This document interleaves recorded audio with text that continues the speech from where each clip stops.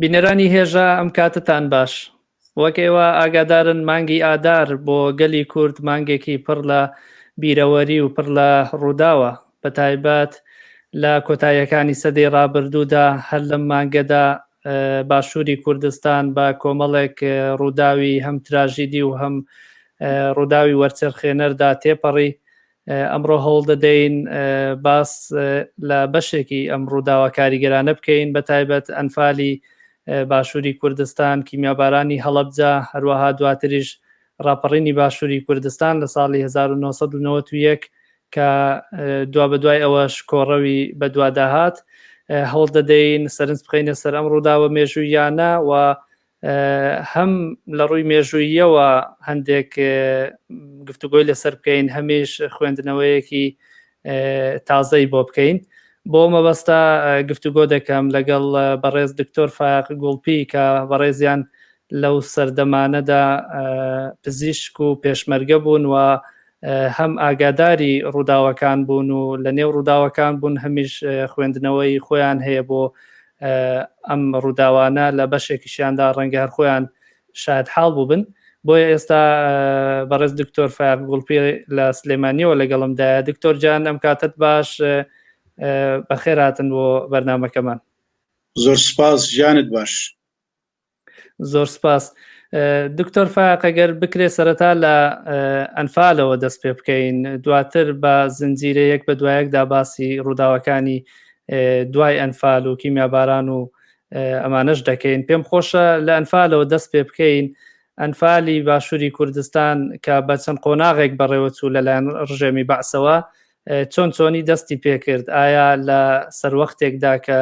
شەڕی عێراق و ئێران لە ئارادا بوو، بۆچی ڕژێمی عێراق ویستی دەست بە ئۆپەراسیۆنێکی لەم شێوەیە جینۆسایدکردنی گەلی کورد بکات لە کاتێکدا لەلایەکی دیکەش هەر لە شەڕدا بوو؟ بەڵێ، زۆر سپاس. ئەگەر پێناسی ئەنفال بکەین، ئەنفال بریتی بوو لە پرۆسەیەکی سەربازی بەرامبەر بەهێزی پێشمەرگە و ناوچە ڕزگارکراوەکانی ئەو کاتەی کوردستان و خەڵکی ناوچە ڕزگارکراوەکان پێکەوە. ڕژێمی بەعس هەموو جۆرە چەکێکی بەکارهێنا، چەکی کلاسیکی، چەکی کیمیاوی، هێزی زەمینی، هێزی ئاسمانی، بە هەموو شێوەکانیەوە. ئەنفالەکان ئەتوانم بڵێم لە ئەنفالی 1 تا 8 سەرەتا لە باکووری سلێمانیەوە دەستی پێکرد. ئەنفالی 1 لە کۆتایی ئەنفالی 1 کارەساتی هەڵەبجەش یا جینۆسایدی هەڵەبجەش قەوما. دوایەوە ئەنفالی 2 لە قەرەداغ بوو، ئەنفالی 3 لە گەرمیان بوو، ئەنفالی 4 لە ئەویش هەر لە گەرمیان بوو لە ناوچەی ناوشوان و عسکەر و ئەوانە.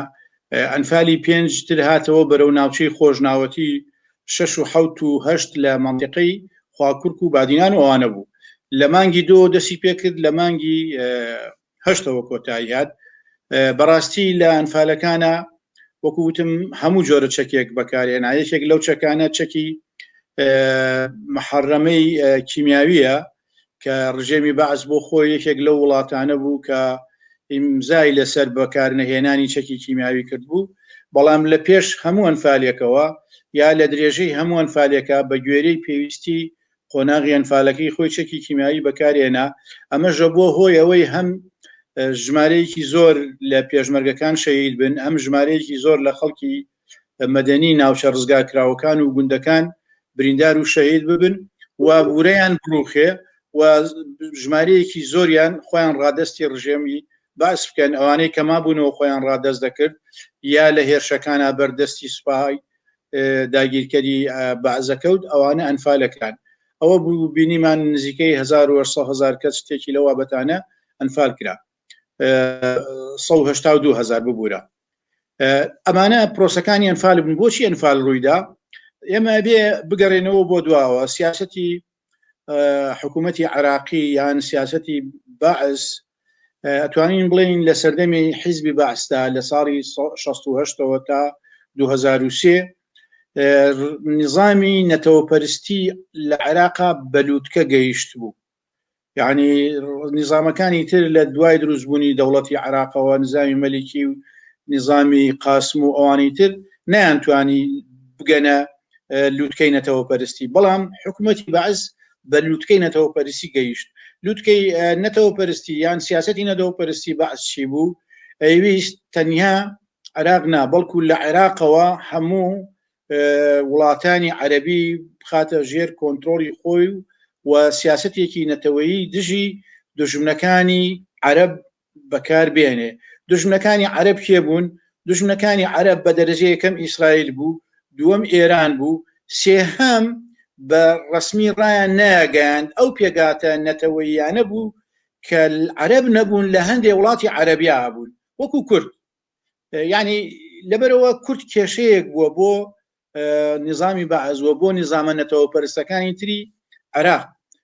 کە یەک لە دوای یەک هاتوون و هەوڵی جیاجیایان داوە بەرامبەر بە کورد چی بکەن طبعا ئەتوانم بڵێم دوو جۆر سیاسەتیان هەبووە بەڵام یەکتری تەواو کردووە سیاسەتێکیان ئەوە بووە هەندێک نەرم بوون هەندێک مافیان بە کورد داوە بۆ ئەوی کورد لەگەڵیان نابێ کوردی بەعسی کوردێکی بێ ئیرادە لەگەڵیان نابێ بۆ سیاسەتە نەتەوە پەرستەکەی خۆیان هاوکاریان بکە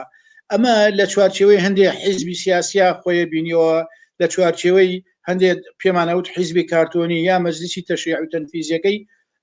سەردەمی هەفتا تا کۆتایی سیاسەتە نەتەوە پەرستەکەی تری چی بووە بە چەند شێوەیەک بینیومانە ڕاگواستن بووە بە عەرەبکردن بووە بە بەعسیکردن بووە ئەنفال و جینۆساید بووە ڕژێمی بەعز بینیمان لە دوای هەفتا و پێنج لە دوای کارەساتی هەفتا و پێنج یەکێ لە ئیشەکانی کە کردی ئەوە بوو کە گوندەکانی سەرسنووی ڕاگواستەوە طبعا ئەم گوندانە بۆ ئەوەی ڕاگواستن کە پەیوەندی نێوان پێشمەرگە و خەڵک داببڕێ پێشمەرگە داببڕێ لە خەڵک بەڵام لە هەمان کاتا سیاسەتێکی ڕەگەسپەرستانە بوو دژی کولتور و زمان و سەقافەتی گشتی کوردیش بەکاری هێنا خاڵێکی ترەوە بوو لە مەرحەلە جیاکانی ترا چی بوو کە کاتێک شەڕی یان شۆڕشی نوێ دروست بوویەوە لە ساڵی 76 و 77 و ئەوانە تا کۆتایی شەڕ لە نێوان هێزی پێشمەرگە لە نێوان هێزی پێشمەرگەی حیزبە جیاجیەکانە لەگەڵ حکوومەتی عێراقا هەبوو ئەو مەرحەلەیە بە مەرحەلەی گفتوگۆ بوو حکوومەتی بەعز هەوڵێدا حیزبە سیاسیەکان لە ڕێگەی گفتوگۆوە جارێکی کە دەستەمۆ بکە و بەکاریان بێنێ بۆ مەبەستی سیاسی خۆی بەڵام گفتوگۆکان هەموو شکستیان هێنا کۆتاییەکەی بەوە هات کە لە جەنگی ئێران و عێراقا ئەتوانم بڵێم لێرەدا یەکێک لە هەڵەکانی هەڵە استراتیژیەکانی جوڵانەوەی ڕزگاری خوازی گەلی کورد لە باشووری کوردستانەوە بوو کە جەنگی ئێران و عێراق گەرم بوو حرەکەی کوردی خۆی کرد بە بەشێک لەو شەڕە ناڕەوایە لە هەموو دنیا کە شەڕ دروست دەبێت دوو جۆر شەڕەیە شەڕی ڕەوا هەیە شەڕی ناڕەوا هەیە شەڕی ڕەواەوە بوو گەلێک داوای مافی خۆیەکە لە حکوومەتەکەی خۆی هەندێ وەسایل و ڕێ و شوێنی گونجاو و معقول بەکارهێنێ ڕێگە پێدراو بەکارێنێ بۆ ئامانجەکانی شەڕی ناڕەوا ئەوەیە دوو دەوڵەت دەیکەن هیچ بەرژەوەندی میلەتی تیانە مافی میلەتان پێشێلەکرێ بۆ بەرژەوەندی سیاسی و ئابووری و تا کۆتاییە شەڕی ئێران و عێراق شەڕێکی ناڕەوا بوو جوڵانەوەی ڕزگاری خوازی گەلی کورد بە هەموو هێزە سیاسیەکانیەوە خۆیان کرد بە بەشێ لەو شەڕە ئەو کاتە حکوومەتی عێراق بۆی دەرکەوت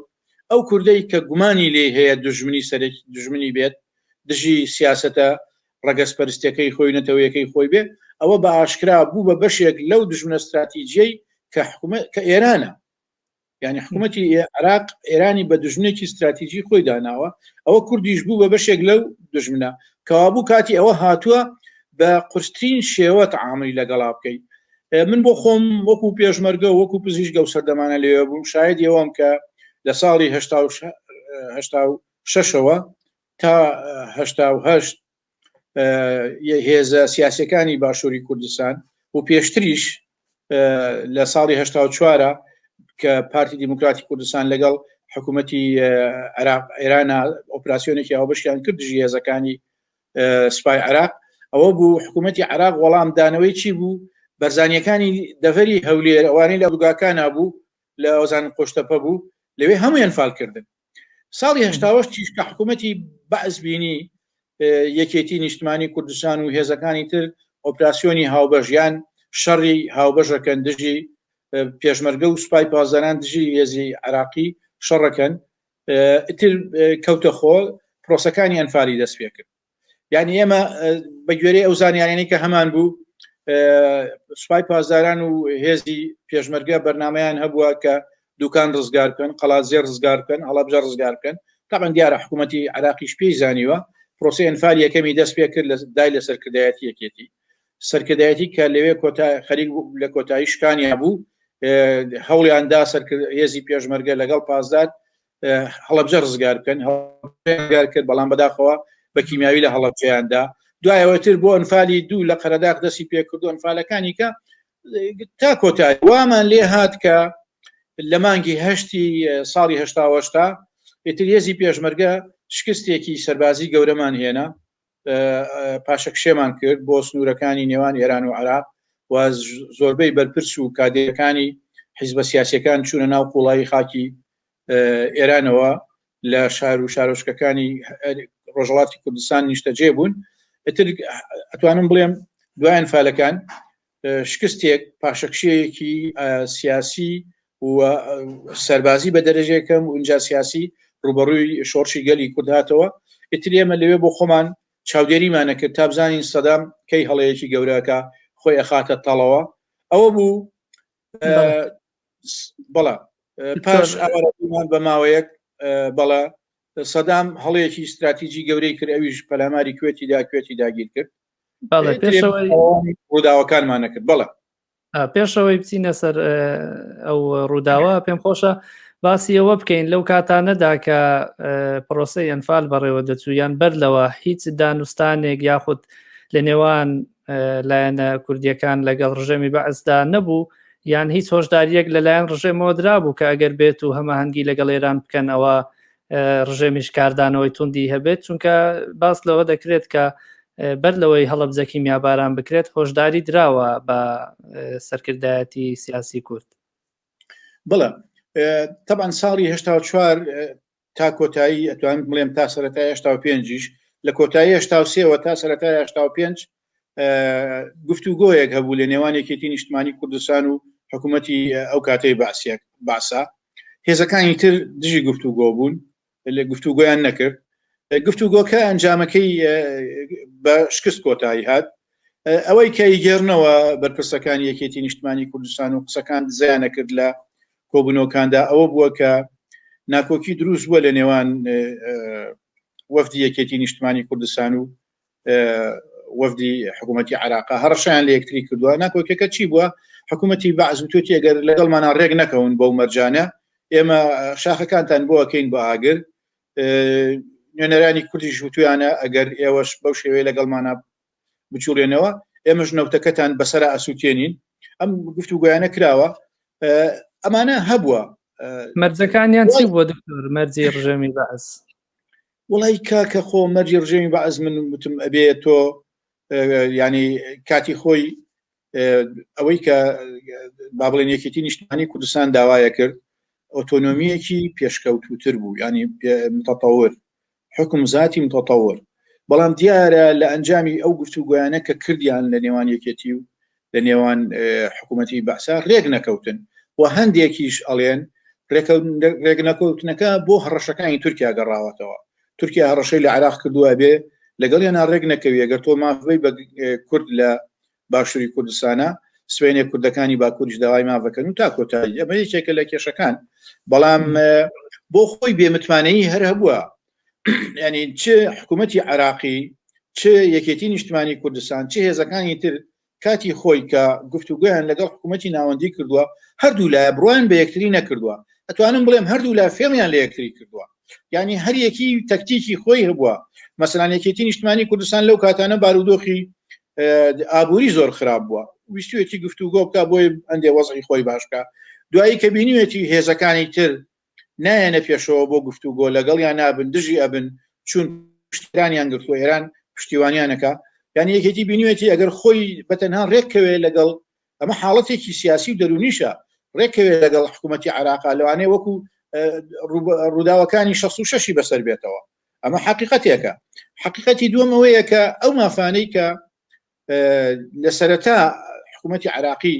ئامادە بوو بیدا وەکو بەیانی 11,000 چۆن لە سەرەتا مافی زۆری هەیە بە پارتی دیموکراتی کوردستان و کاتە دوایی لە 1974 لە زۆربەی پەشیمان بوویەوە و بەردەوام بوو لە تعریب و تەبعیض و ئەوانە لە گفتوگۆکانی لەگەڵ یەکێتی برادران یەکێتی بەرپرسەکانیان وت ئەو شتانی کە ئێمە داوامان کردووە پەشیمان بووەتەوە لەبەرەوە گفتوگۆکە سەری نەگرت کە گفتوگۆکە سەری نەکرد کەوتن هەڕەشەکردن لە یەکتری هەڕەشەکانی یەکێتی زۆربەیان جێبەجێکران ئەوە بوو ئێمە ساڵی 86 هێزی پێشمەرگە لەگەڵ سوپای پاسداران لە مانگی دەی ساڵی 86 لە یەک کاتە لە شەوێکدا شەوەکەم بیر نایەتەوە 26 دەبوو کەی بوو ئەوانە بەزەبت لە بۆڕێنەوتەکانی بابا گورگۆر جەبەلبۆر لەگەڵ زەمبورماندا لەگەڵ ئێران بەیەکەوە لەیاندا لەگەڵ ئێرانە بەڵا من خۆم شخصی من وەکو دکتۆر ڕۆشتوم بۆ وێگەر برینار هەبێت مەفرەزەی پزیشکی بووم بەڵام حەزم لە شەڕ و شۆڕ و پێشمەرگایەتیوانە بوو نزیک بوومەوە لە بەشی نەوتەکەی زەمبور بووم بە هاوانی 120 بە کاتوشا لێماندا ینی پازارەکان لیانەدا من بەس منیش لە نزیکیانەوە بوو ئەوە بوو نەوتەکەی زەمبور بە تەواوی تەقیەوە ئتر حکوومەتی بەعز جاران ئەگەر لە گوندێکە شەڕێک بووە لە نزیکی گوندەوە گوندەکەی ئەڕووخان ئەم جارە کە بینی بە هێزی پازداروانەوە بەو شێوەیە ئەوانەی تر ینی وەکو دەیری بوو دەستی کرد بە هێرەکانی خۆی ساڵی 1970 لە مانگی 4 داستانی ڕزگاری شەڕێک بوو پێی وترا داستانی ڕزگاری کە لە نێوان هێزی پازدارانی ئێران و پێزی پێشمەرگەیەکێتی نیشتمانی کوردستان نەکرا بەداخەوە ئەو کاتە ئەتر بۆ یەکەم جار بە ئاشکرا ینی لە 86 پازدارەکان وەکو فەنیشیانە کرد لەسەر ڕاجیمە و تۆپە 120ەکان بوون بەڵام لە 87 تا ئەتر هێرشیان هەبوو مەفرەزەیەکی 100 کەسی ینی هێزێکی 100 کەسی سوپای پازدار هێرشیان کرد بۆ سەر لە کاتی داستانی ڕزگاریە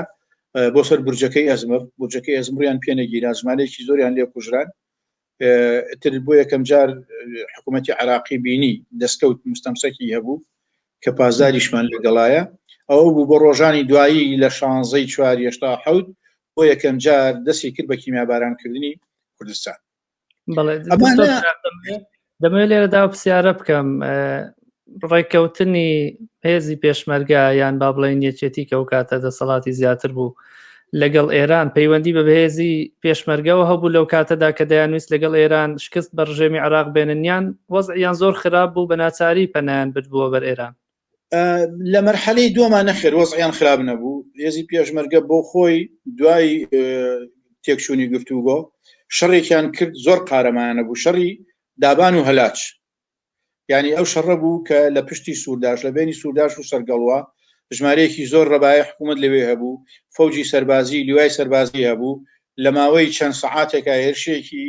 چڕ و پڕ و هەمەلایانیان کرد شتێکیان کرد ئەتوانم بڵێم ینی چاوەڕوان نەکراو بوو لە توانای هێزی پێشمەرگە ورەی پێشمەرگە باش بوو بەڵام تر ئەوە سیاسەتی سەرکردایەتیەکێتی بوو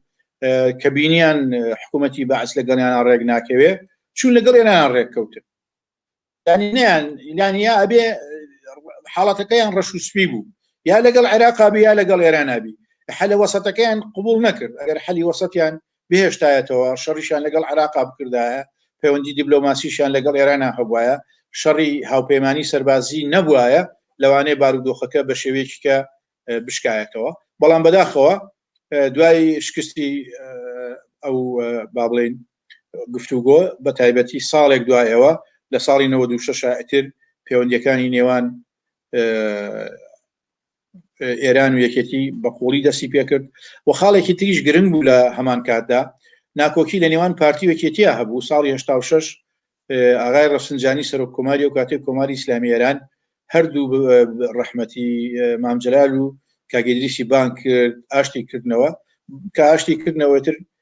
با بڵێن شەڕی ناوخۆش لە نێوان پارتی و یەکێتیان نەما کۆتایی هات بەڵام هەمووی ئاشتکردنەوە و هەمووی بەکارێنان بۆ ئەوەی ئۆپراسیۆنی سەربازی یان چالاکی سەربازی پێکەوە دژی سوپای عێراق ئەنجام بدەن و ظروف بێتە پێشەوە بۆی عێراقیش ئەنفال دەست پێ بکات واتە لێ کاتدا هەمیەشێتی و هەم بارزانیەکانیان با بڵێن پارتی لەگەڵ ئێران هەماهنگیان کرد بوو بۆ لێدان لە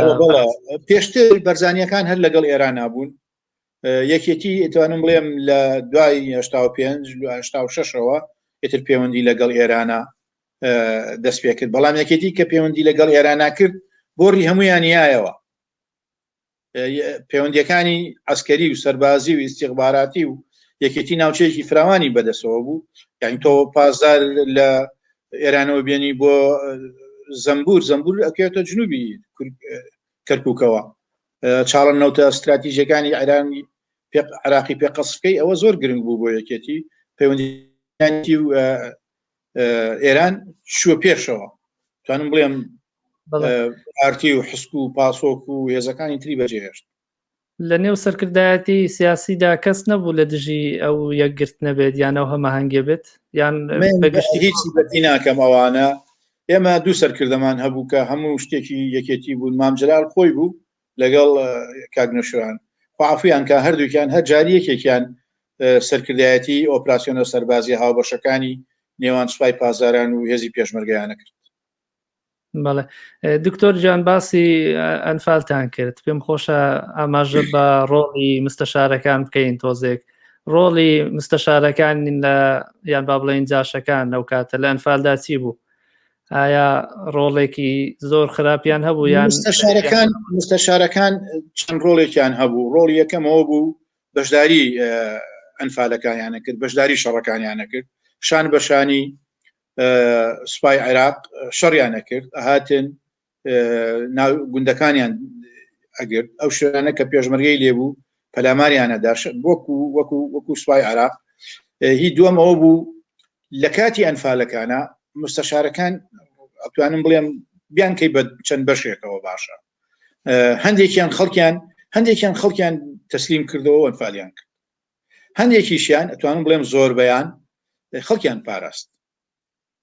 خەڵکیان پاراست من بۆ خۆم لە یادەوەریەکانی خۆم نووسیومە سێ حاڵەتم بینیوە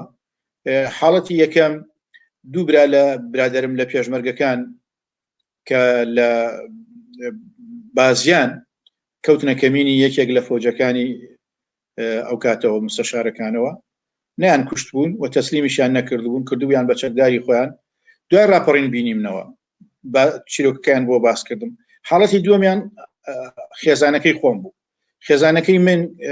هاوسەرەکەم و کشەکەم لەگەڵ دوو ژنیتر کە هاوسەری دوو پێشمەرگەی تر بوون یەکی مناڵێکیان پێ بوو لە کاتی ئەنفالی یەکا پێش ئەنفالی دوو نردمانەوە بۆی ئەوان بچنەوە شاری ئەمە خۆیان بتوان بە ئاسانی بژۆڵێن گیرا بوون سوپا گرتبوونی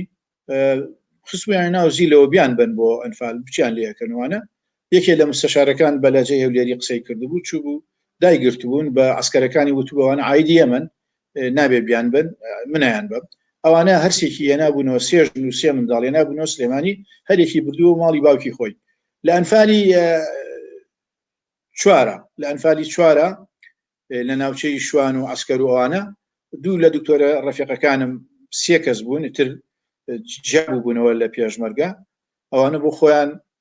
یەکێکیان بەدەمانچە خۆی شەهید کرد بوو دکتۆر ئاسۆ دکتۆر جەلال و دکتۆر دڵشاد مابوونەوە مستەشارەکان یان جاشەکان کە بینی بوویان حاڵەتی خۆیان بینی بوو وتوبیان خۆتان مەکوژن ئێمە ئەتان پارێزین ڕزگارتانەکەین و ئەشتانیێرینەوە بۆ ناو هێزی پێشمەرگە فعلا لە ئەنفالی چوارە من دەرچوو ئەوان بەو شێوەیان بەسەر هات من چوومە ناوچەی خۆشناوەتی تقریبان نزیکەی 20 شەو لە خەتێ بووم لە نەخۆشخانەکەی خەتێ بووم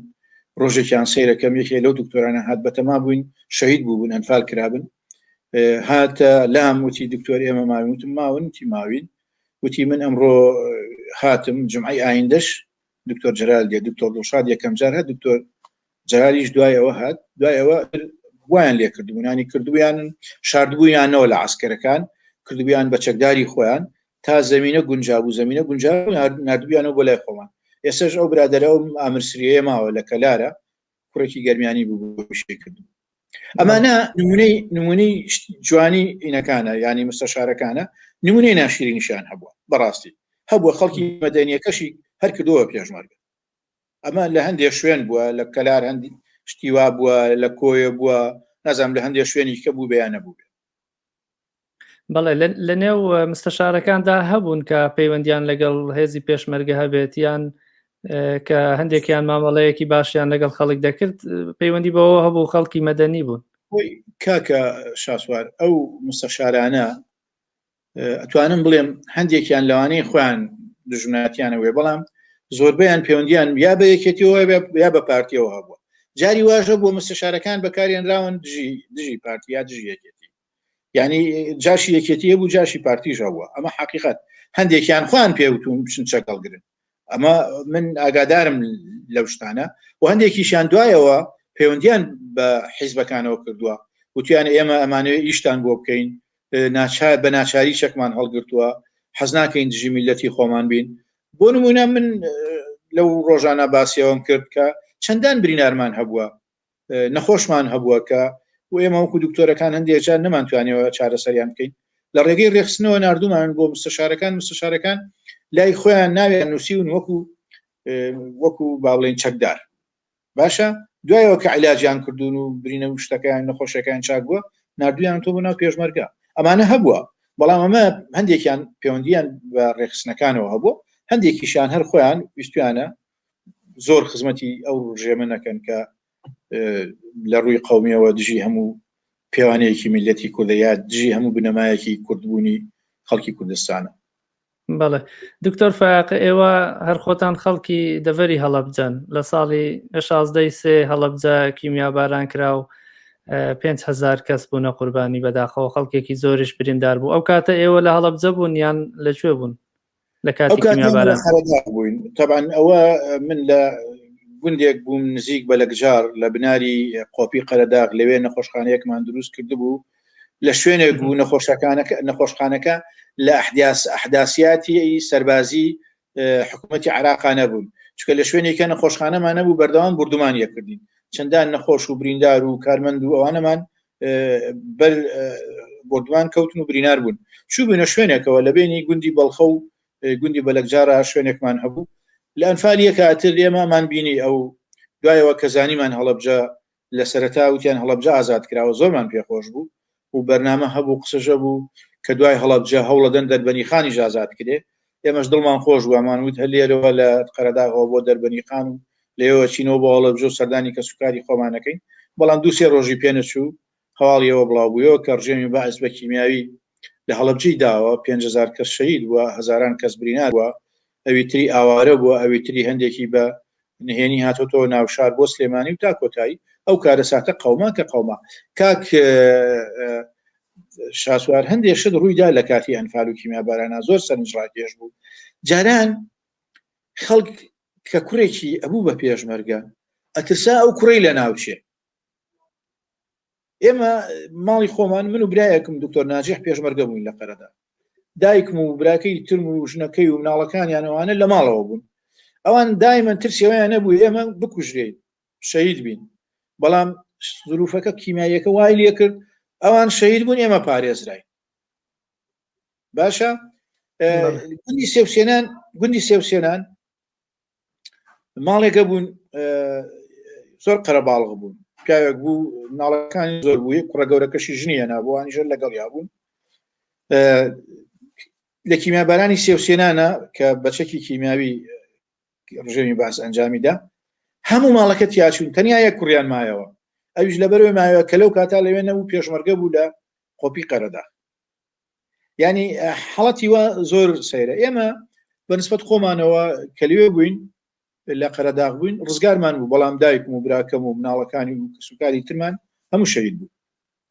بەڵێ بەداخەوە ئەوەی کە ئێوە بیست بێتانەوە بەتایبەت کە خەڵکی ناوچەکان ڕەنگە زۆر شت بزانن دەربارەی ئەوەی کە لە هەڵەبجە ڕوویداوە ئەوەی کە بیستان هەڵەبجە ئازاد کراوە چۆنی بوو چەند ڕۆژ بەر لەوەی کیمیاباران بکرێت هەڵەبجە کۆنتترۆل کرابوو بێگومان دەگوترێت بە ئێران و یەکێتی بەیەکەوە شارەکەیان کۆنتترۆل کردووە. بەڵە تەبەن ئێران و یەکێتی و پارتی و حیزبی سۆشیالیست و بزوتنەوە ئەم 4 حیزب و سوپای پازداران شارەکان کۆنتترۆل کردووە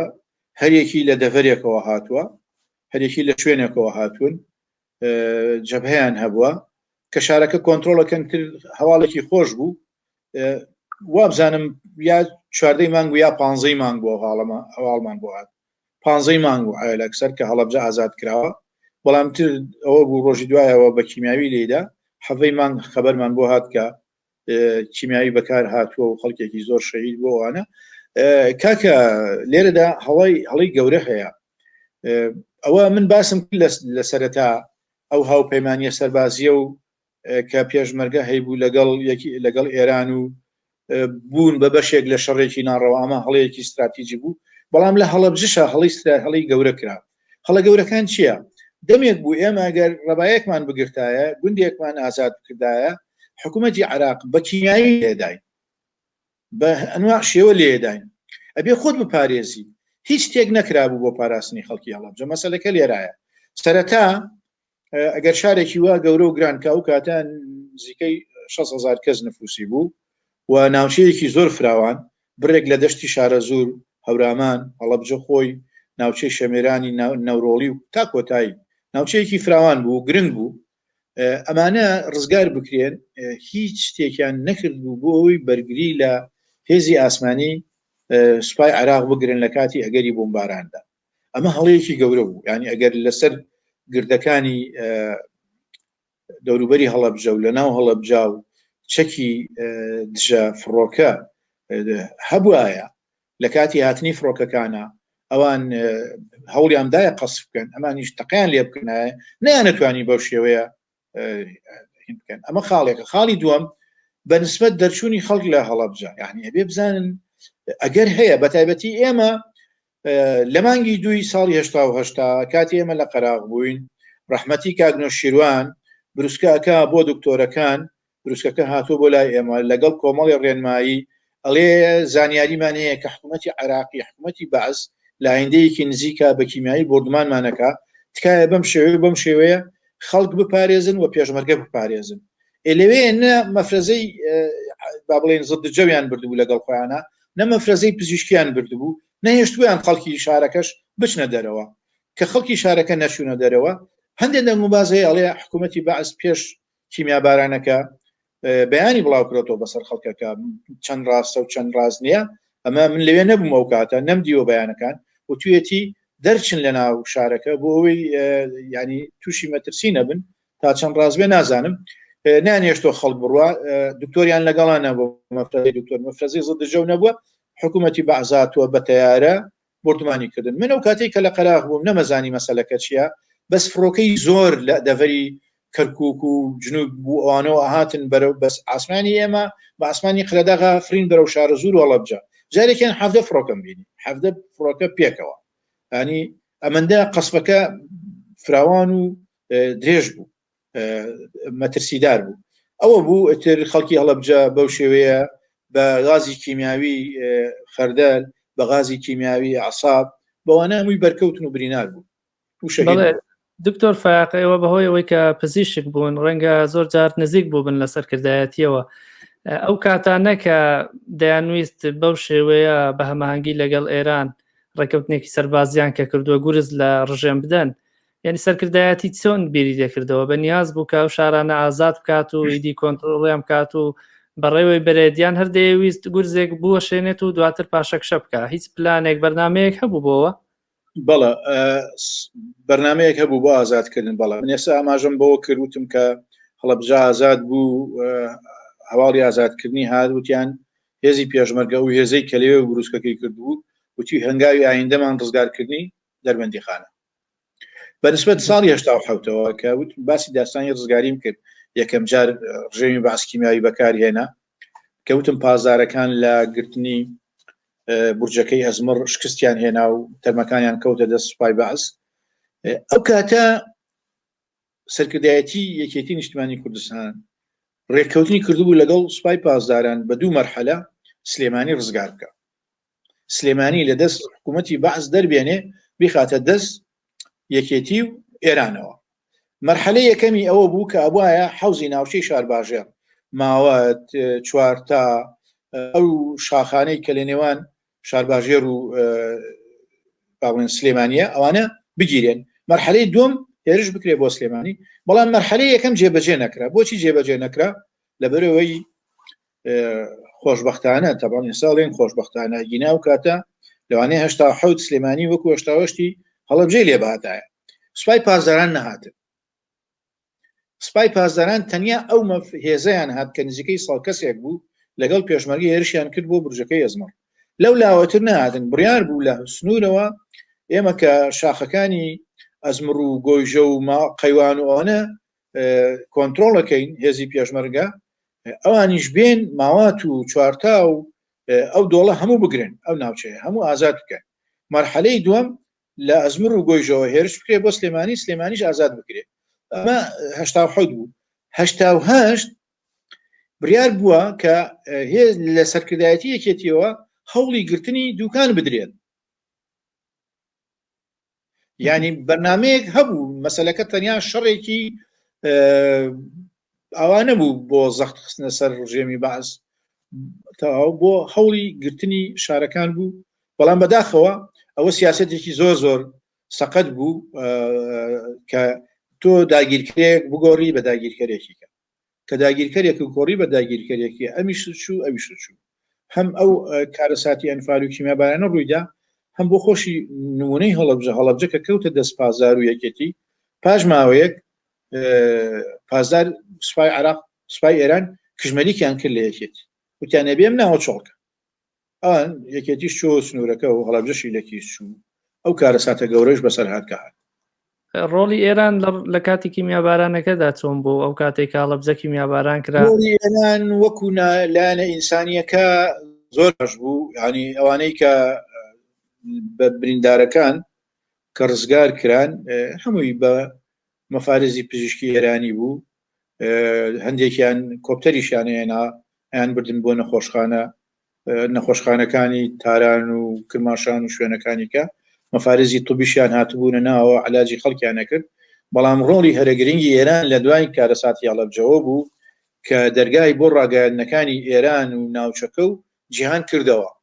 کە ئەو تاوانی جینۆسایدی کە حکوومەتی بەعز بەرامبەر بە گەلی کوردی ئەنجامدا لە هەڵەبجە بخرێتە بەر چاوی هەموو جیهان ئەوە کاریگەریەکی زۆر زۆر باشی هەبوو لەسەر ڕسواکردنی حکوومەتی بەعز لەسەر ناساندنی بەعز لەسەر ناساندنی مەزڵومیەتی کورد لەلایەن ڕژێمی بەعسەوە ئەوە پیشانی دا کە یەکەم جارە لە مێژوودا دەسەڵاتێک یان حکوومەتێک وڵاتێک کیمیاوی دژی میلەتەکەی خۆی بەکاربێنێ لە ڕابردووە بەکار هاتووە وڵاتێک دژی وڵاتێکی کە داگیرکەرێک دژی میلەتێکی کە بەڵام ئەم دژی میلەتەکەی خۆی بەکاریە لە ڕووی یاسای نێودەوڵەتیەوە کورد میلەتی عراقا کورد بەشێکە لە عراق ئەمە خاڵێک بوو خاڵی دوم شتێکی تر کە ڕوویدا ئەوە بوو کە چەکی کیمیاوی گازی دەمارەکان لە ساڵانی کۆتایی شەڕی جەنگی جیهانی دووەمەوە دروست کراوە لە 1930 ئەوانەوە بەڵام هیچ یەکێ لە وڵاتانە کە دروستیان کردۆبەکانیان نێناوە لەبەروی زۆر کوشم دەبووە هەمووی ترساون ئەمریکا وتوێتی ئەگەر بەکاری بێنم دژی ئەڵمانیا لەوانەیە ئەڵمانیاش لە من باتەوە ئەڵمانیا وتوێتی ئەگەر بەکاری بێنم دژی فەرەنسا لەوانەیە فەرەنساش بە هەمان چەک لە من باتەوە و مەترسیەکی گەورەی هەبوو گازی دەمارەکان دەتوانم بڵێم بۆ یەکەم جار دژی گەلی کورد بەکار هاتووە لە هەڵەبجە لە سێوسێنانە لە بابڵێن گۆبتەپە و ئەسکەر و شوێنەکانی کا بەکار هات لە وەرێ لە نازەنین لە جێگەکانی کە بۆیە ئەم گرنگێشی هەبوو یانی لە ئاستی نێودەوڵەتیدا بەکارهێنانی چەکی کیمیاوی لەلایەن دەسەڵاتێکەوە دژی میلەتەکەی خۆی بوو بە جەریمەیەکی گەورە و گەلێ ئەتوانین بڵێن ئەو قوربانیە گەورەیە کە هەڵەبجە دای کە لە ئەنفالا بەرگەلی کورد کەوت بە هەڵەی دەسەڵاتدارانی ئەو کاتەی کورد و بە شۆڤینیزمی حکوومەتی بەعز بۆ مەسەلەی کورد سوودی هەبوو و گەلی کوردی هەندێک بە جیهان ناسان و زۆربەی لایەنی ئەوانەی کە لایەنی ئینسانیان هەبوو و وڵاتێکی وەکو فەرەنسا هەندێک هەڵوێستیان نیشاندا تعاتفیان بەرامبەر بە گەلی کوردە بوو بەڵام زۆر بەداخەوە هەر لەو کاتەدا وڵاتانی عەرەبی کەسیان نهاتنەوە دەنگ کۆنگرەی ئیسلامی لەو کاتا لە کوێت بەسرا بوو ورتەیەکیان لێوە نەهات ئەمریکا ورتەیەکی لێوە نەهات و عراق بۆ خۆی لەو کاتانەدا ئەو پەڕی هەوڵیدا کە کارەساتی کیمیابارانی هەڵەبجە بڵێ ئەمە ئێران کردوێتی خۆی نەبووە زۆر وەسایلی بەکاری هێنا چ لە ڕێگەی پیاوەکانی خۆیەوە لە وڵاتە جیاجیەکانە یان چ لەگە ڕێگەی پیاوەکانی خۆ لەناو خۆی کوردستان و عێراقدا بەڵام لە کۆتاییا بۆی نەچووە سەر. بەڵێ دکتۆر فایق دوایەوەی هەڵەبجە کیمیاباران کرا و دواتر ڕژەمی بەعس گەڕایەوە گەڕانەوەکەی چۆنی بوو و دوای کیمیاباران چۆن مامەڵیان لەگەڵ هەڵەبجە و خەڵکەکەیدا کرد ڕژەمی بەعس؟ طبعا ئەنفال بۆ خۆی ئەوە بوو کە کوردستان لە ژیان چۆڵ بکات، یعنی ژیان لە کوردستانە نەمێنێت بەڕاستی. ئەو گوندانەی ئەو ناوچە ڕزگاوکراوەی کە ئەنفال کران نەک هەر ئینسانیان تیام نەما مەڕووماڵاتیشیان تیان نەما. ئەگەر مەڕووماڵات و حیوانێکیش لەو ناوە بواە مەفرەزەیان بووە کرد حیوانەکەشیان لە ناوە برد. بەنسبەت هەڵەبجەشەوە پاشەوەی کە ئێران و عێراق شەڕ ئێران و عێراق وەستا، ئێران پاشەکشەی کرد لە هەڵەبجە بە تەواوی، عێراق گەڕای بوو هەڵەبجە، عێراق هەڵەبجەی تەخت کرد، هەمووی تەقاندەوە. ئەمە بەنسبەت شارەکەەوە طبعا هینەکانی گوندەکانی دەوروبەریشی نەکانی سیروان سەیسادە خوڕما و هەمووی والێ کرد. ئەمە خاڵێکە. خاڵی دووەم بەنسبەت خەڵکەکەیەوە، خەڵکەکەی طبعا بووبوون بە چەند بەشێکەوە، بەشێکیان چوو بوونە ئێران ئاوارە بووبوون، بەشێکیان شەهید بووبوون، برینار و ژمارەیەکی خەڵک لە ئێران بوون، بەشێکیشی ڕایان کردبوو بۆ سلێمانی. ئەمانەی سلێمانی ئوردوگایان بۆ کردنەوە لە شوێنی جیاجیاوە بزانم لە بازیان ئوردوگایان بۆ کردبوونەوە، لە دەڤەری هەولێر ئوردوگایان بۆ کردبوونەوە. بەڕاستی هەولێریەکان موقفێکی زۆر جوانیان هەبووە، ینی هەرگوێیان بە چاوسورکردنەوەی ڕژێمی بەعس نەداوە، هاوکاری ئاوارەکانی هەم هەڵەبجەیان کردبوو هەم ئاوکاری ئاوارەکانی بادینانیان کردبوو تا حکوومەتی بەعس شتێکی کەی کرد ئەوە بوو کە شارێکی بۆ دروستکردن بە ناوی سەدامیەت هەڵەبجە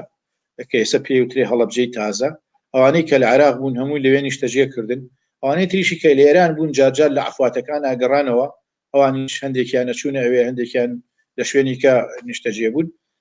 تا ڕاپەڕین. ئیتر کە ڕاپەڕین هات حکوومەتی بەعس لەوێ دەرکرا، خەڵکی هەڵەبجە زۆربەی گەڕانەوە هەڵەبجە و وردە دەستیان بە ئاودانکردنەوەی و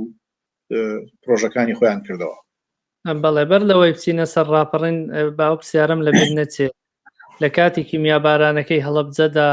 ڕۆڵی یاخود با بڵێن مامەڵەی سەرکردایەتی و پێشمەرگە لەگەڵ قوربانیانی هەڵەبجە چۆن بوو؟ چونکە لە هەندێک لاوە چیرۆکی زۆر ناخۆش و تراژیدی دەبیستین. ئایا ئەوانە چەندە ڕاستن کە دەگوترێت هەندێکیان نەک هەمویان مامەڵەیەکی زۆر خراپیان کردووە لەگەڵ قوربانیان بەوەی کە دەستیان بە تاڵانی کردووە لە هەڵەبجە؟ بەڵێ ئەوە ڕاستە کاکە شاسوار، ینی خەڵکی هەڵەبجە لە کیمیابارانی هەڵەبجە سەریشی چوو ماڵیشی چوو، ڕێگەیان نەدان بچنە دەرەوە، زدجە نەبوو، مەفرەزەی پزیشکی نەبوو، قەناغازیان بۆ نەیەنابوون، لەبەروی تیاشون کە شەیدیش بوون ئیتر دەستیان کرد بە تاڵانکردنی سەرۆت و سامانەکان. من بەڵام یەک شتە یێڕمەوە ئەبێ ئەمە بزانین، لە کاتی کیمیابارانی هەڵەبجە پرسیاریان لە ئیمام خومینی کرد، خەڵکێکی زۆر مردووە، شتومەکەکانیان لەوێ بەجێماوە چی لێ بکەیت.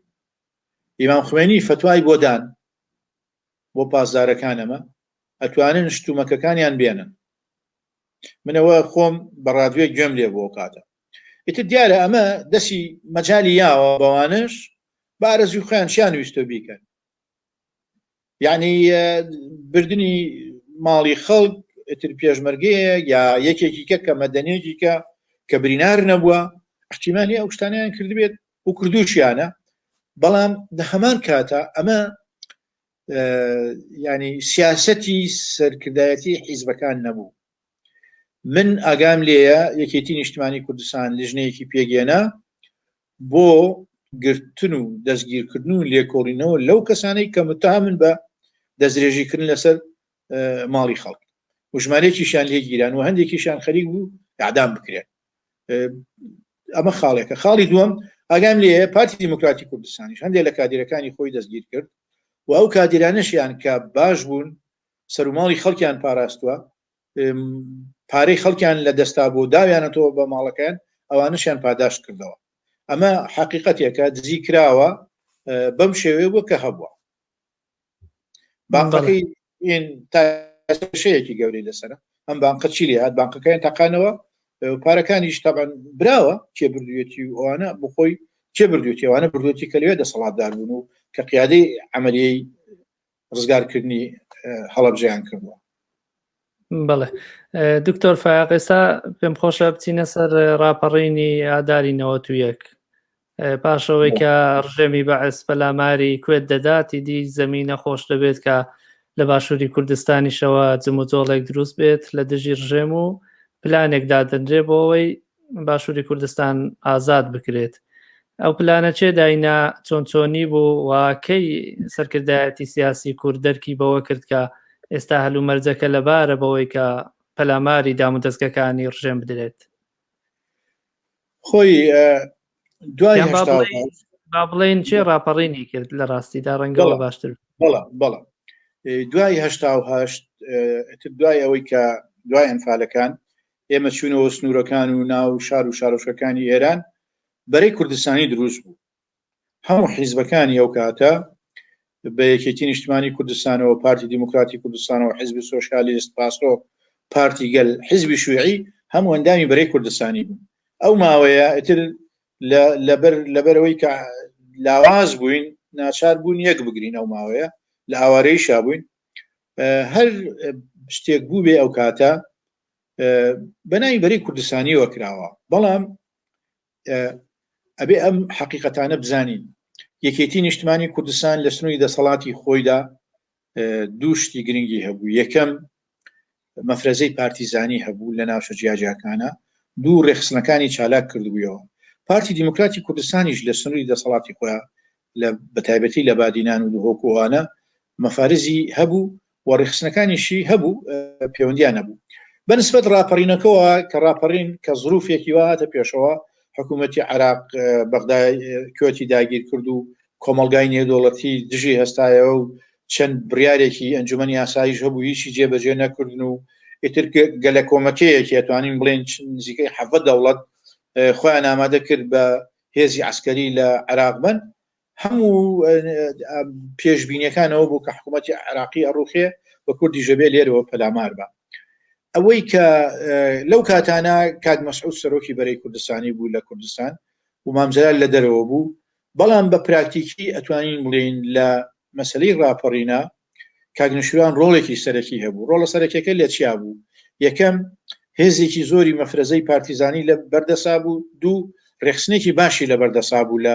سلێمانی و لە شار و شارۆچکەکانی تری ژێر دەسەڵاتی یەکێتیە. و بۆ خۆشی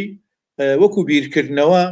ئێمە لە ئەنفالەکانە بینیمان زۆر ناڕازی بوو لەوەی کە پاشەکشێمان کردووە بۆ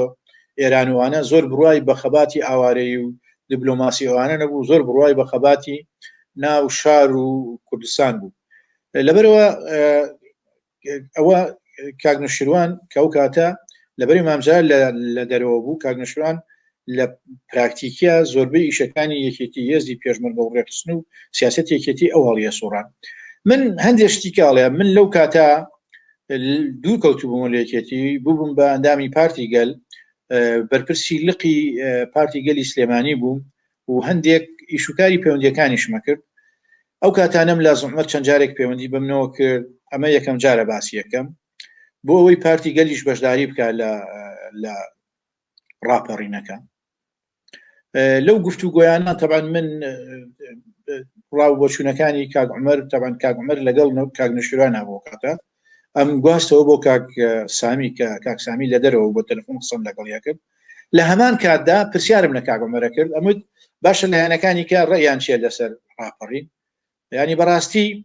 بە قسەکانی ئاوا دەرەکەوت برادرانی پارتی زۆر بڕوایان پێی نییە و ئێستش هەندێک بروسکە هەیە کە کاک مەسعود باسیەوە کاڵێ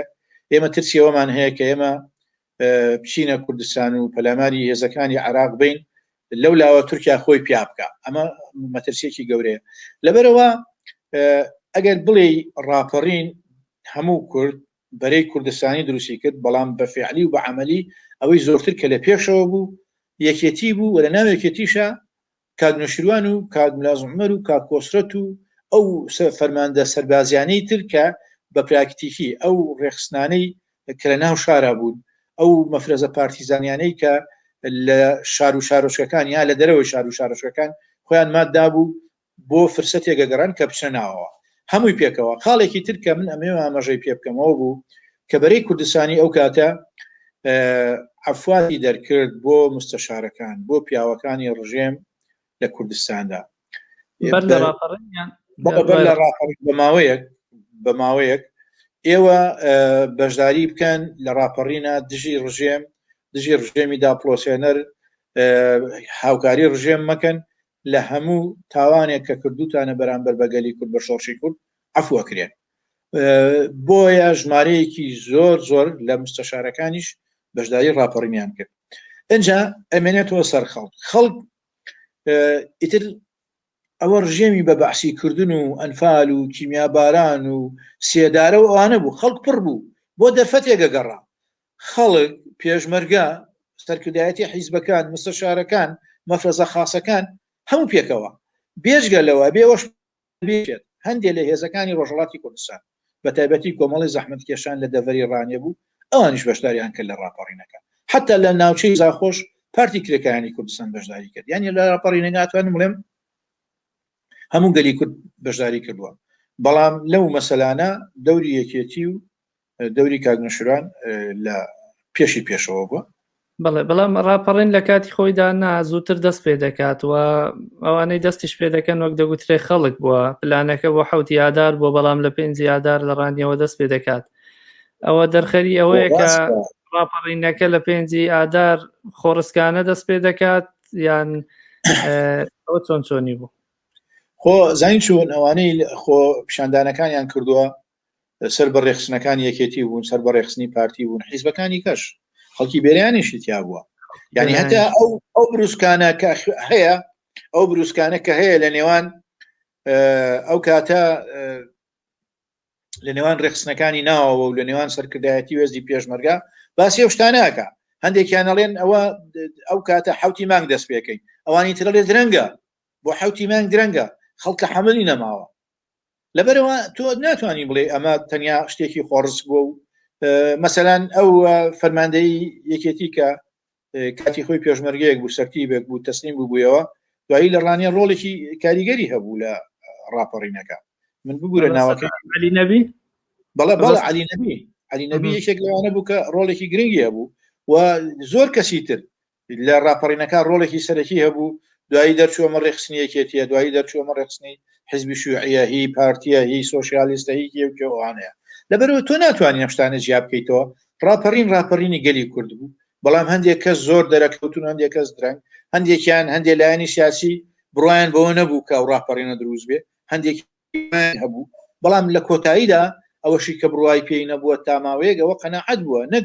دژی ڕاپەڕینەکە بێ بەڕاستی ئەمە حقیقەتێکە دێمەوە ئینی بکەین و وەری بگرین و بەو شێوەیە تەعاملی لەگەڵا بکەین. بەڵێ مستەشارەکان هیچیان بربرەکانیان نەکردواتە بەگشت خەڵکی ڕاپەڕی و پێشمەرگەدا نەچوونەوە لە کاتی ڕاپەڕین یان هەمویان هاتنە بەرەی ئاگادار نیم بە گشت پێشمەرگا چوونەوە لە هیچ شوێنێک ئاگاداری ئەوە نیم. بەڵێ بەڵام دکتۆر ئەو پرسیارە دێتە پێشەوە مستەشارەکان چۆن ئاوا بە گشتی بە شێوەیەکی گشتی ئەو قەناعەتە لەلایەن دروست دەبێت کە پاشەوەی لایەنە سیاسیەکانیان بەرەی کوردستانی لێخۆشبوونێک دەردەکات ئەوانیش لە بەرامبەردا پەیوەندیان لەگەڵ ڕژێم شل دەکەن و بەرەولای بەرەی کوردستانی دێن یان چۆن دەڵێ نەرمی دەنوێنن. دوو هۆکار هەیە بۆ ئەوە هۆکاری یەکەم و هەرە گرنگەوە بوو کە حکوومەتی بەعس لێیاندا هەموو دنیا دژی بەعس بوو سوپاکەی تێکشکە ئەسکەرەکانی هاتن تەسلیم بوون ئێتە مستەشارەکان چی بکەن بۆ ئەوە نەکەن یعنی ئێمە بینیمان لە کاتی ڕاپەڕینە پۆل ئەسکەری برسی ئەسکەری بێپێڵاو جلی شڕ زەعیف هاتن تەسلیم بوون ئەیوت خاترەڵڵا لا تقتلونا مەمان کوژن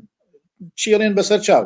ئەی مستەشارەکانیش کە ئەمەیان بینیەوە حکوومەتەکەیان ئەوەی کە چەند ساڵەیشی بۆکەن ئەو پشتی شکاوە لەم لاشەوە دەرگایان بۆ کراوەتەوە باشتر بوو لە مەسلحەتی ئەوە نەبوو بیکەن و کردیشیان مامەڵەیان چۆن بوو لەگەڵ سەرباز و ئەفسەرانی ڕژێم لە کاتی ڕاپەڕیندا خراپ نەبوو ئێمە هیچ شتێکی وامان نەبینی کە بڵێن لە شوێنێکە ئەسکەر خۆی داوە بەدەستەوە پێشمەرگە تەعاملێکی خراپی لەگەڵا کردووە یا کوشتوێتی یا ئیهانەی کردووە یا حتا زیندانیشان کردن پاش ماوەیە ئازادیان نەکردن. بەڵێ دکتۆر هیچ پلانێک دانرا بوو کە کاتێک راپەڕین دەکرێت ئەو شارانە چۆن ئیدارە بدرێن یاخود حیزبەکان لە نێو خۆیاندا چۆن ڕێکەوت بوون هیچ پلانێک بۆ هەبوو زۆر بەداخەوە کاک شاسوار لە ئەلێرە زۆر دیسان هەڵەمان هەبوو یعنی بەڕاستی ڕاستە لەو کاتا بەرەی کوردستانی حکومیە کرد هەر شارێک بەرپرسێکی هەبوو لە بەرەی کوردستانی ئەنوا ئیدارەی دایرەکانە کرا خەڵکەکە خۆی زۆر متەجاوب بوو لەگەڵ هێزی پێشمەرگە دایرەکانی شوکاری خۆیان بەڕێوە برد بەڵام ئێمە یەکێ لە هەڵە گەورەکان کە کردمان هێڵی بەرگریمان دروست نەکرد. من لەلقی سلێمانی بوومەوە کاتە یەکەم ئیش کە کردمان ڕۆژنامەمان دەرکرد هەندێک میوانمان هات میوانی سەر بە ئەو وڵاتە سەر بە ئێران بوون میوانەکان هاتنە لامان وتیان دکتۆر تۆ بەرپرسی ئێرەی وتم بەڵام وتی ئێمە پێشنیارێکمان هەیە وتم پێشنیارەکەتان چییە وتی ئێمە پێشنیارمانەوەیە لە دەربەنی بازیان و لە دەربەنی خان ئیستیحکاماتێکی عسکەری زۆر دروستکە بۆی ئەمە هێشتای کەرکووک لە دەست کوردایە بۆ ئەگەر حکوومەتی عراق هێرشیەنە نەتوانێت سلێمانی بگرێتەوە وتم کاکە من بەرپرسێکی بچووکم لێرە تۆ بچۆ لەگەڵ بەرەی کوردستانی قسە بکەن ئێوە وتی ئێمە چوین لەگەڵ هەموو حیزبەکان قسەمان کردووە لەگەڵ بەرەی کوردستانیش قسەمان کردووە بەڵام ئەو پێشنیاریە ئێرانەکان تەبان ئەو ئێرانیانە خۆ هاتوونەتە لەوێ تەنیا لەبەر بەرژەوەندی ئەمەوەیان نەوتووە بۆ بەرژەوەندی خۆشیان هەموو کات ئێرانە ترسێ حکوومەتی عراق کوردستان داگیر بکات و بچێتە سەر سنوورەکانی ئێران و لێەوە پەلاماری ئێران باتەوە جارێکیکە بۆی سلێمانی لە پارێزراو بێ هەم بۆ خەڵکیش باشە هەم بۆ ئێرانیش باشە لەبەر ئەوان هاتن ئەو پێشنیاریان کرد منم بۆ یەکەم جارە باسیەکەم بەڵام نەبەرنی نەیەکێتی نە پارتی نە پارتی گەل هیچ لایەنێکیکە ئەو پێشنیاری ئێرانەکانیان بە باش نەزانی و ئیشیان بۆ نەکرد ئەوە بۆ حکوومەت هاتەوە دوای ئەوەی کە لە کۆڕە و ئەوانە سلێمانیشی داگیر کردەوە. لە کاتی راپەڕیندا ئێران هیچ ڕۆڵێکی هەبوو هاوکاری پێشمەرگەی دەکرد لە سنوورەکانەوە یاخود نەخێر ئەو کاتانە من ینی هیچ چالاکێکی سەربازی یا لۆجستیکی ئێرانم نەبینەوە لە سنوورەکان یا لەگەڵ هێزی پێشمەرگەی حیزبە جیاجیەکاندا بەڕێوی بردبێت. ئەی ڕۆڵی تورکیا چی بوو لە کاتی راپەڕینەکەدا؟ وڵی کاکە بەخوا زۆر ڕقا زۆر فاشیە هەر لەگەڵ کوردانە بۆ لە هەر شوێنێکا بێ ئێمە وەکو پێم وتی هەندێک لە بروسکەکانی سەرکردایەتی بەرەی کوردستانی ترسیەوەیان هەبوو کە تورکیا بێتە ناوەوە بەڵام دیار بوو لە دەرەوە هینیان کردبوو ئاگاداریان کردبوو کە پەلاماری عراق نایە پەلاماری کوردستان نایە ئەگینان خۆی حاضر کردبوو لەو کاتە پەلاماری کوردستان بە. بەڵێ دکتۆر فایق لێرەدا باسێک دێتە پێشەوە هەمیشە دەگوترێت راپەڕین بە ئازادکردنی کەرکووک ئەوە گەیشتە ئەنجام و باشووری کوردستان بە تەواوی ئازاد کرا بەڵام ئاماژە بە منتیقەی شەنگال ناکرێت ئەم ناوچانە بۆچی ئازاد نەکران لە نێو پلانەکەدا نەبوون یاخود هۆکارچی بوو بۆ خۆمان نەزانین ینی ناوچە دابڕاوەکانی کوردستان یان هیچێک لە کێشەکانی ببوورە بە شێوەیەکی گشتی کێشەی کورد لە عێراقدا دووشت بووە یەکەمیان تاکوێی سنووری کوردستان تاکوێیە شنگال و مەخمور و کەرکووک و خانەقین و ئەو ناوچەیە کورد بەهی خۆی زانیوە عێراقیش لە منتیقی حکمی زاتیەکە هەندێشتی وتبوو ئەڵێ بەندێکی بەیانی 11,000 باسیەوەکە ئەڵێ دوای ئاساییکردنەوەی بارودۆخ ریفراندۆم بکرێ هەر شوێنێک زۆرینەی کورد بوو ئەوە ئەخرێتە سەر ئەقلیمی کوردستان هەرێمی کوردستانیانە و ئەخرێتە سەر ناوچەی حکمی زاتی ئەو کاتە ئێمە بەردەوام کێشەیەکمان هەبووە ئەو ناوچە ینی حکوومەتی عراقی سلێمانی و هەولێر و دۆکی بە هەرێمی کوردستان یا بە حکومی زاتی یا بە کوردستان زانیوە بەڵام بەنسبەت ناوچەکانی ترەوە لە شنگالەوە بیگرە تا خانەقینەوە خەتە بە کەرکووکەوە دایمان وتێت ئێمە ناوچەی عراقین و کوردی تایە عەرەبی تایە پێگاتەی تری تایە ئەبێ هەمومان حکمی بکەین یایی کوردستانینی ئێمە ژەڵمانداوە بە شێوەیەک لە شێوەکان ئەگەر دەرفەتمان بۆلووە بیخێنەوە ژێر دەستی خۆمان ئەوان شەوریان داوە عکسیکەنەوە هەر لەشە دەستی خۆیان نابێت. یعنی من ئەوە بازەکەم من دوای راپەڕین کابرایەکم بینی بە ناوی یۆسێڵتەرمانەوە لە هین بوو لە ئەمنستی ئینتەرناشناڵ بوو هاتبوو بۆ کوردستان بۆ لێکۆڵینەوە لەسەرەوەی کە ئەنفا کیمیابارانی هەڵەبجە بە تایبەتیکی ئەنجامی داوای ئێران بۆ عێراق بوو بە برادرم یەک لەو مەسانە کە باسی کرد بۆ من وتی ئێوە ئەگەر لە کاتی راپەڕینە کەرکووکتان نەخستایەتە ژێر دەستی خۆتان لەوانەیە کۆڕە و ڕووی نەدایە وتی کەرکووک نابێ هی کورد بێت کۆمەلگای نێودوڵەتی ڕێی وایە کەرکووک ئەبێ شارێکی عێراقی ئەو ناوچە جێناکۆکەکان هەر هەمووی هی هەموو کەس بێ هەر کەسێ بیبا بۆ خۆی بە تایبەتی کورد لی قبول ناکرێ ئەمەی بە منوت وتی ئەگەر ڕژێمی سەدام ڕووخا ئەم جارە ئاگاتان لێبێ هەمان هەڵەی راپەڕینەکە دووبارە نەکەنەوە وتی ئەگەر کەرکووکتان نەگرتایە حکوومەتی کۆمەلگای نێودوڵەتی ئەمریکا و نازانم زەلیێزەکانی کە عەلەمی سەوزیان بۆ سەدام بەرز ناکردەوە یان گڵۆپی سەوزیان بۆ هەڵ ناکرد کە بە تەیارە لێتان باو تا کۆتایی ئەوە بوو دوایەوەش بینیمان کە لە دوای کۆڕەوەکە بڕیاری 680 دەرچوو کەرکووکی تیا نەبوو هێڵی 36 بەڵام ئەو ناوچانەش کێشە لەسەر بوون با بڵین دەڵێن هەری کورد نییە با بڵێنەوەوان وا دەڵێن بەڵام هەر ئازاد کران ینی لە پلانی بەرەی کوردستانیدا هەبوو کە ئازاد بکرێن بەڵام شنگال لە نێو پلانەکەدا هەبوو کە ئازاد بکرێنی شاسوار مسەلە ئەهمیەتی هین هەبوو ئەهمیەتی کەرکووک زۆرتر بوو تا شنگال بەڕاستی ئەمە خاڵێکە خاڵی دووەم مثلا خانەقینیش ئازاد کرا خانەقینیش بەلای یەکێتیەوە گرنگ بوو کەرکووک بەلای یەکێتی و پارتیشەوە گرنگ بوو بەڵام هێزەکە ئەتوانی مڕی هێزی شەڕکەری ئەو کاتە کە لە پێشەوە بوو سەرڕم بوو ینی شوێنەکانی نەکرد بە شێوەیەکی سەرەکی هێزی یەکێتی بوو پارتیژە بوو حیزبەکانی تریژە بوو مثلا لە سنووری شنگال یەکێتی دەسەڵاتی نەبوو لەو ناوانە و درەنگی شارەکانی تر ئازاد کرات من زۆر زانیاریم نییە بەرنامە نەبووە شنگال ئازادکرێنیانە بۆچی نەبووە ئەوە بۆ ئەو کەسانەی ترکە لەو منتیقەیە بوون بە تایبەتی ئەو پرسیارە بێ ڕوبەڕووی پارتی دیموکراتی کوردستان بکرێتەوە هەرێ چونکە قسەیەک هەیە هەندێک لەوانەی کە لە ناو بەرەی کوردستانی دابوون ئەو کەسانەی و کاتە ئاگادار بوونە باس لەوە دەکرێت کە پارتی بەرپرسیار بووە لەو سەرپەرشتیکردنی ڕاپەڕینی ئەو ناوچانە بەڵام ئەو ناوچەیە ئازاد نەکراوە بەرحاڵ لەو کاتەدا کە ڕاپەڕین کرا تا دەگاتە کۆڕەوەکە هیچ دانوستانێک هەبوو لە نێوان بەرەی کوردستانی لەگەڵ ڕژێمی بەعس من زانیاریم نییە بەڵام دوای کۆڕەوەکە بەڵە هەوڵی دانوستان دراوە هەوڵ دراوە یان دانوستانیش کراوە من بەڕاستی من ئاگادار نیمەین دانوستان کرابێ لەو کاتانە دوای کۆڕەوەکە ینی هەوڵ دراوە و دانوستانیش کرا دوای ئەوە ینی تۆ گەر باسی کۆڕەوەم لێ بکە ئێستا چۆن بوو دوایی چی ڕوویدا و دوایەوە گفتوگۆ چۆن دروست بوو لە نێوان حیزبە سیاسیەکانە لەگەڵ حکوومەتی بەعس چەند جارێک چووناوێ ئەو دوای کۆڕەوەکە بووتر بەڵێ دەکرێت تۆزێکیش بۆمان باسی کاتەکەشمان بەرەو کۆتاییە بەڵام لەبەرەوەی باسی کۆڕەویش باسێکی زۆر گرنگە کە دەگوترێت لە ڕاپەڕین زیاتر کۆڕە و سەرنجی ڕایگشتی جیهانی ڕاکێشە ئەوە چۆنی ڕوویدا ئایا بەبێ هیچ بەرگریەک لەلایەن بەرەی کوردستانیەوە پاشەکشێکرا کە خەڵکیش ناچار بوو لە سنوورەکان بکات یاخود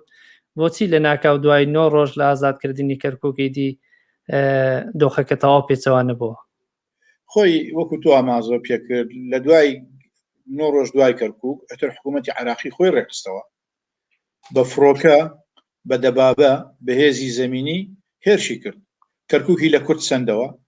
ئیتر کۆڕە و لە کەرکووکەوە دەستی پێکرد یەکەم خەڵکی کەرکووک زۆربەی کوردەکانی کەرکووک ئاوارە بوون هاتن بەرەو چەمچەماڵ لە چەمچەماڵەوە بەرەو سلێمانی کە حکوومەتی بەعز کە سوپای عێراق گەیشتە چەمچەماڵ و سلێمانیشی گرتەوە ئیتر لەگەڵ یا خەڵکی گەرمیان و خەڵکی سلێمانی ئەوانە هەموو ئاوارە بوون بەرەو سنووری ئێران و عێراق ناوچەی بادینان ئاوارە بوون بەرەو سنووری تورکیا، هەولێر و سلێمانی و گەرمیان و کەرکووکان و بەرەو ئێران. طبعا ئەمە وای کرد زەختێکی زۆری خستە سەر ئێران و تورکیا. ئێران و تورکیا دەستیان کرد بە با بڵێن گلەیکردن و داواکاریان لە نەتەوە یەکگرتوەکان کرد کە یارمەتیان بن، ئاوارەیەکی زۆریان بۆ هاتووە. ترەوە بوو نەتەوە یەکگرتوەکانیش ئەنجومەنی یاساییش ئاگادار کردەوە. ئەنجومەنی یاساییش لە 5/4 یعنی ئەتوانم بڵێم چەند ڕۆژێک دوای بڕیاری 680 دەرکرد. بڕیاری 680 یەکێکە لە بڕیارە هەرە گرنگەکان. هەم ئاگاداری ڕژێمی سەدامیان کردەوە کە دەست لە ڕاوەدونان و کوشتن و بڕینی خەڵکی کورد و خەڵکی شیعە هەڵگرێت. تابەن تەنیا بۆ ئێمە نەبوو، بۆ شیعەکانیش بوو لە جنوبەوە. هەم ئاگاداریان کردەوە کە نابێت لەو شوێنانە هێزی ئاسمانی بەکاربێنی لە چالاکیەکانتان، بێ مافی مرۆڤ پێشێل نەکەی. کۆمەڵێشتی کەی تیا بوو کە زۆر قازانجی کوردی تیا بوو. ئەوە بووتر کۆڕەوەکە توانم بڵێم وەستا وردە وردە خەڵکەکە لە سنوورەکانی ئێران و تورکیا ئەوانەوە گەڕانەوە بۆ کوردستان و ناوچەیەکی ئامینیان بۆ دروست کردی. ینی ئەو کاتەی باسییانە کرد. طبعا ئەمە دەستکەوتێکی گرنگ و بەڵام زۆر بەداخەوە کاتێک کە کۆمەلگای نێودەوڵەتی بڕیارێکی گەورەی وایان دەرکرد لەسەر کورد بۆ پاراستنی کورد، سەرکردایەتی کورد ئەنجا دەستی کردەوە بە گفتوگۆ لەگەڵ ڕژێمی باس. لەگەڵەوەشا خەڵک ناڕازی بوو بۆ گفتوگۆیە، بەڵام گفتوگۆیان کرد و ئەو گفتوگۆیەش بووە هۆی ئەوەی کە بڕیاری 680 وەکو خۆی جێبەجێ نەکرێت لەلایەن کۆمەلگای نێودەوڵەتیەوە. خراپ بوو، چی باش نەبوو ئەو گفتوگۆیە طبعا گفتوگۆیەکی خراپ بوو. ینی چەندین جار ئێمە چەندین شتێت بۆ چارەسەرکردنی دۆزی کورداتێتە پێشەوە، بەرپرسانی کورد سوودیان لێوە نەگرتووە، گرنگیان پێ نەداوە و نانێشتۆ جێبەجێ بکرێت. زۆر زۆر شت هەیە، هەر لە بەیانی 11 ئازارەوە بیگرین تا گفتوگۆی یەکێتی و حکوومەتی عراقی، تا بەیانی 680 تا ڕوخانی ڕژێمی سەدام و دەستوری عێراق، شتیکە زۆر هەیە، تا دادگای باڵای تاوانەکانی عێراقکە زۆربەی ئەنفال و کیمیابارانەکانی کوردستانی بە جینۆساید ناساندووە. سەرکردایەتی کورد زۆر گرنگی پێنادا، لە باتی ئەمانە لە ڕووی دیپلۆماسیەوە پێش بقا و ئیشیان لەسەر بکە، قەزەی کورد زیاتر بناسیێنێ بە جیهان و پاڵپشتی بۆ دۆزی کورد دروستکە لە کۆمەلگای نێودەوڵەتیدا، گوێیان پێنادا. هەرگوێ بەوە علاقەیان لەگەڵ ئەم حکوومەتی ئەو حکوومەت و هەتا سەدام مابوو، لە دوای کۆڕەوەکەوە بوونە دۆستی سەدام و دوای سەدامیش نەماوە، بۆ خۆتان نەزانن ئێستا دۆستی ئەم لاولان. بەڵێ دکتۆر کاتمان نەماوە، بەڵام دەمەوێت ئەو پرسیارە بکەم کە هەر ئاماژەشتان پێدا تۆزێک دۆسیەی جینۆسایدی یان بەڵێن ئەنفال و کیمیابارانی هەڵەبجە، هەموو ئەو دۆسیانە کە دۆسیی زۆر زۆر گرنگن دەکرا لە کۆمەلگەی نێودەوڵەتیدا زۆر بەباشی بەکار بهێنرێت و بە دوواداچوونیان بۆ بکرێت. بەڵام ئێوە مامەڵەی حیزبەکان لە دوای ڕاپەڕین و ئازادبوونی باشووری کوردستان لەگەڵ ئەو دۆسیانە چۆن هەڵدەسەنگێنن، تەنانەت دوای ڕوخانی ڕژێمیش ئایا توانیان بەجددی کار لەسەر ئەو کەیسانە بکەن یاخود گرنگیان پێ نەدا؟ یەکەم شت دەمەوێت ئەوە بڵێم، مەسلەی ناساندنی ئەنفال و کیمیابارانی کوردستان بە جینۆساید هەوڵ و تێکۆشانی لایەنە بەرپرسەکانی هەرێمی کوردستان نەبوو، هەوڵ و تێکۆشانی پارتی و یەکێتی نەبووە، هی حیزبەکانی کەش. ئەو دادگایە ئەمریکا و ئێرانیەکان دایاننا بۆ خۆیان ئەوانیش، بۆ ئەوی ڕەوایی بن بەو شەڕەی کە کردویانە لە عێراقا بیسەلمێنن کە ڕژێمی عێراق ڕژێمێک بووە میلەتی خۆی جینۆساید کردووە. بەڵام ئێمە قازانجمان لێ کرد، بەس برادرانی خۆمان تەگەریان تێخست، تەگەرەکەیان لە چەند ڕوویەکە و تێخست. یەکەم ئەوە بوو کە بەجددیان وەرنەگرت. ئەو کەسانی کۆمەڵی خەڵک هەبوون داواکراو بوون ئەبوایە برۆش نایەتە دادگا، نانهێشت بڕۆن. کەسێکی وەکو نزار خەزرەجی، کەسێکی وەکو وەفیق سامەڕایی، کەسێکی وەکو فڕۆکەوانەکەی ئەوەی کە هەڵەبجەی بردومان کرد، ژمارەیەکی زۆر لە مستەشارەکان ئێمە ئێستا باسی دەوری مستەشارەکانمان کرد بە باشی و بە خراپی زۆربەیان داوا کراون مستەشارەکان چکە بەشداریان کردووە لە پرۆسەکانیان ئێ با بشێ ئیفادەی خۆی با خۆشەک نییە تاوانبار بێ لەوانەیە تەبریە بێ لەوانەیە هەندێکیشان تاوانبار بن ئەمە نەشان هێشت مستەشارەکان برێت یان توانم بڵێم دەسەڵاتی کوردی نەهێشت دادگاکە ئیشەکانی خۆی بە تەواوی بکە ئەمە خاڵێکە خاڵی دکتۆر بە بۆ چوونی ئێوە ینی ئەزانێکی من نازانەوەمە چۆنە بەڕاستی هێشتای من ناتوانم ێسا ئەبێ لێکۆڵینەوەیکی زۆری بزانین بۆ نانێشتووە لەبەر چی بووە ئایا ئەمانە بۆ خۆیان نازانم ینی بەڕاستی ئەسا من بڵێم وەڵام بەمەوە پەلەیە ئەبێ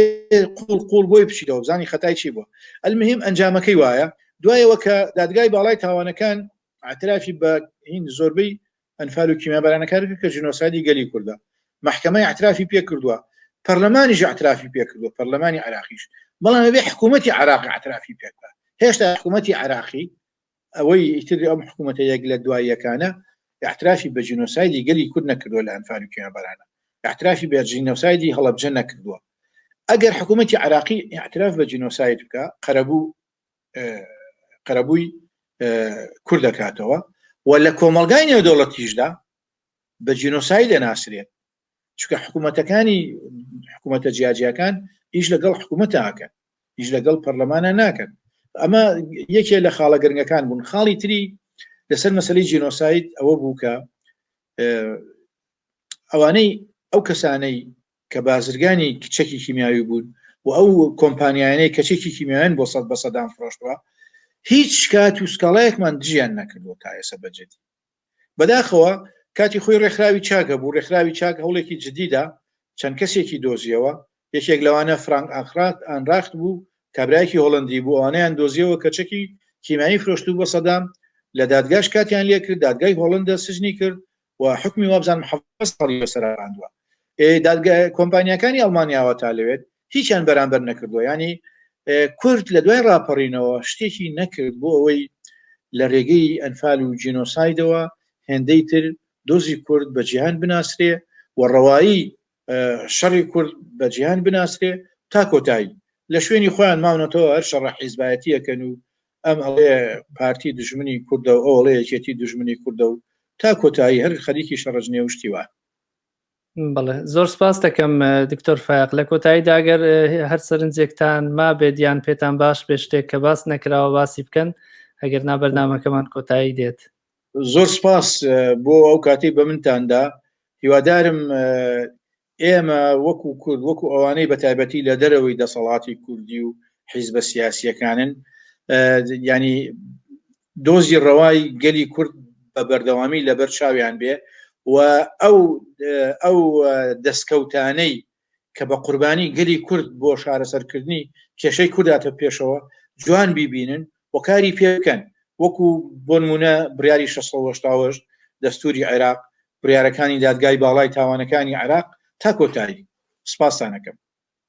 زۆر سپاس بەڕێز دکتۆر فایق گوڵپی کە لەم بەرنمەیەدا لەگەڵمان بووی بینەرانی هێژە وەگەوەی ئێوەش تا ئێستا بینەرمان بوون لەم گفتوگۆیەدا باسمان لە پرۆسەی ئەنفال هەروەها کیمیابارانی هەڵەبجە و ڕاپەڕین و کۆڕەوی ساڵی 1991 باشووری کوردستان کرد هیوادارم توانی بێتمان سەرنجتان ڕابکێشین بۆ سەر ئەم بابەتە گرنگە سەبسکرایبی کەناڵەکەمان بکەن لە یوتیوب هەروەها ببنە ئەندامی خاوە نابوونە لە ماڵپەڕی پاتریۆن تا بەرنامەیەکی دیکە تا دیدارێکی دیکە هەرشاد و کامران بن